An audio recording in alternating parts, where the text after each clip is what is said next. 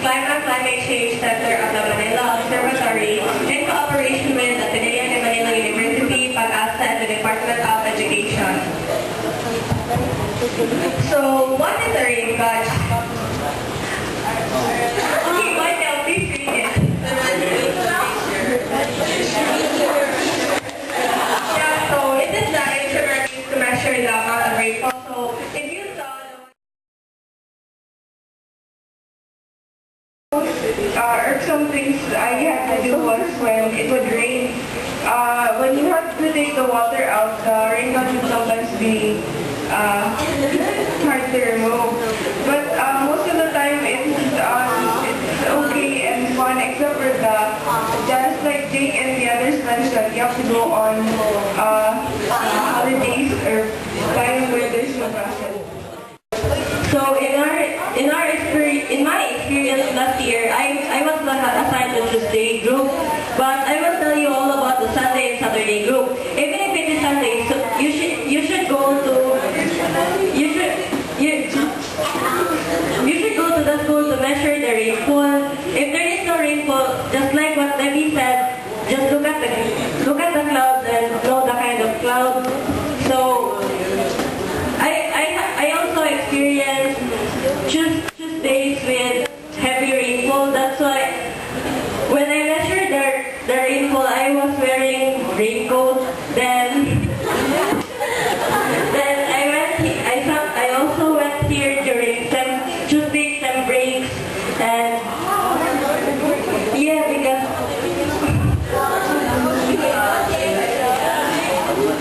sem breaks, but some of it doesn't have rainfall.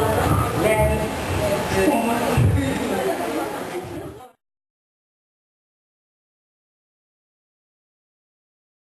here is 0.2, 0.4, 6, 8, 10, and you have there 1.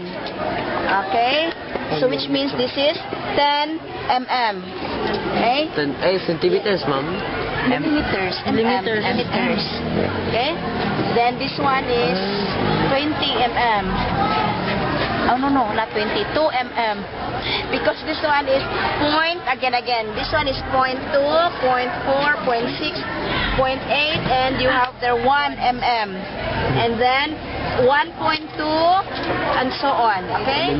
So now this time I want you to read the one where the wet mark 36 point. So this is 36.8. Okay. So that's it. Now, as you can see, please open.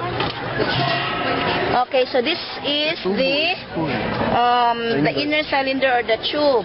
So if there is a storm or heavy rainfall, then this inner tube will overflow. So you're going to measure first the water, the rainfall inside this inner tube, and record it partially. Then you're going to pour out the water, and if there is water in here in this cylinder, okay, we're going to pour this out. Excuse me.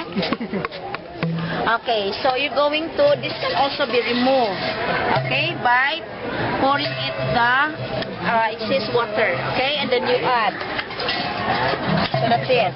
And you're going to return, and you have to measure the rainfall daily at 8 a.m. Okay, so that's it. So this is what we call a manual rain gauge using this meter stick. And we also have there now a digital rain gauge. So we'll be going there. So picture last